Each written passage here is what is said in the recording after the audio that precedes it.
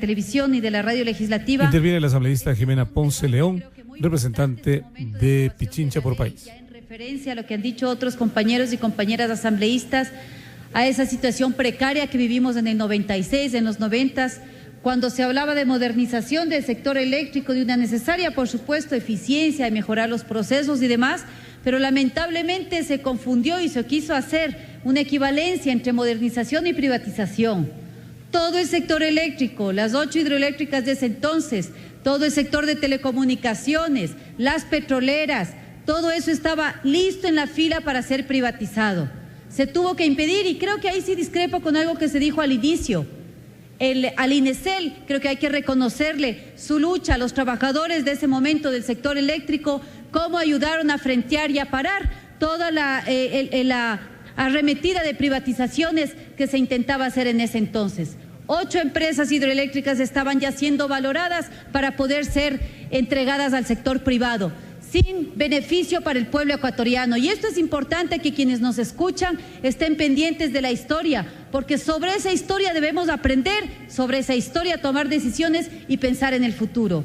Antes, nuestro país estaba entregando al sector privado, nuestro servicio público iba a ser entregado por privados únicamente con una visión de negocio y no de servicio público. Ahora estamos hablando de otro momento. Antes el Estado estaba quebrado, hoy el Estado no está ni estará quebrado gracias a las decisiones de inversión inteligentes, gracias también a las decisiones de endeudamiento que se han tomado para fortalecer los sectores estratégicos, los cuales nos permiten tener soberanía energética para, por supuesto, avanzar en el cambio de la matriz productiva y tener pues soberanía como país.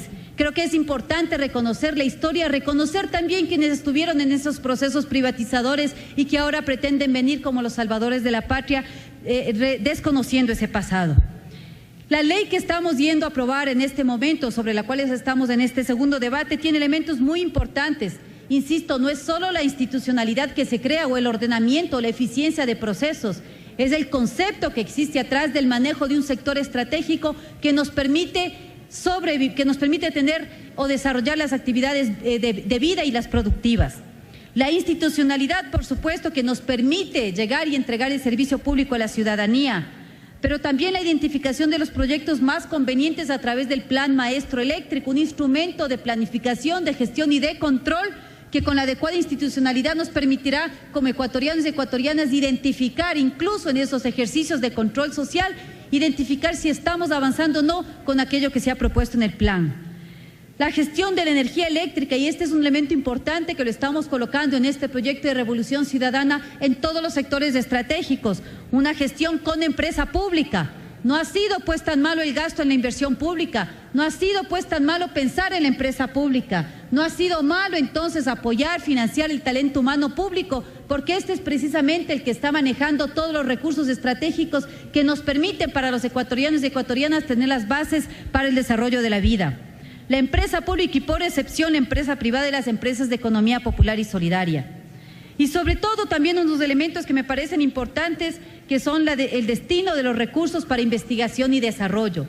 Hablamos de un capítulo de eficiencia energética que me parece que sobre el cual voy a hacer una propuesta para desarrollarlo de cierta manera, pero todo el tema de responsabilidad sobre el ambiente también deberá ser reflejado en esta ley. El momento en que hablamos de la utilización adecuada de nuestros recursos energéticos, algunos que serán renovables, otros que sabemos que no son renovables. En esta ley estamos básicamente hablando de los recursos que son renovables. Y por eso me permito hacer 2 observaciones al proyecto de ley. Uno que tiene que ver en el artículo 53, en la planificación de inversión en el sector eléctrico, en el cual se determina como un instrumento importante para esta planificación y gestión el Plan Maestro de Electrificación. Creo que es importante para nosotros como proyecto político, lo conversábamos hoy en la mañana en el bloque, el determinar con mayor certeza, especificidad y claridad para que el pueblo ecuatoriano que nos escucha también tenga la certeza que estamos trabajando por sus derechos y sobre todo por aquellos sectores que han sido tradicionalmente marginados, que este Plan Maestro Eléctrico también identifique las mejoras que deben desarrollarse en generación, transmisión y distribución y electrificación en las zonas rurales aisladas, y planteo incorporar en texto en el artículo 53 que señala así como garantizará el incremento anual en la cobertura de energía eléctrica en estas zonas en los porcentajes dispuestos en el plan. ¿Cuál es el objetivo? Que una vez que se vaya cumpliendo el plan, cerremos las brechas de desigualdad que existen en cuanto a la provisión, distribución, generación de energía eléctrica en los sectores rurales. Pido al presidente de la comisión, al compañero Juan Carlos Cassinelli, que haga la incorporación de esta sugerencia. Y en el artículo 76, en el capítulo en donde se está señalando las iniciativas o directrices para lo que es la eficiencia energética, un elemento importante de este sector de la energía o del sector de energías también no renovables, porque todos debemos ser responsables de un buen uso de esa energía que nos permite, insisto, reproducir la vida. Sugiero que se agregue el artículo 76, se lo cambio por el siguiente. Mecanismos para lograr la eficiencia energética. El Estado promoverá la eficiencia energética mediante incentivos o castigos que se definirán en el reglamento de esta ley y las regulaciones correspondientes.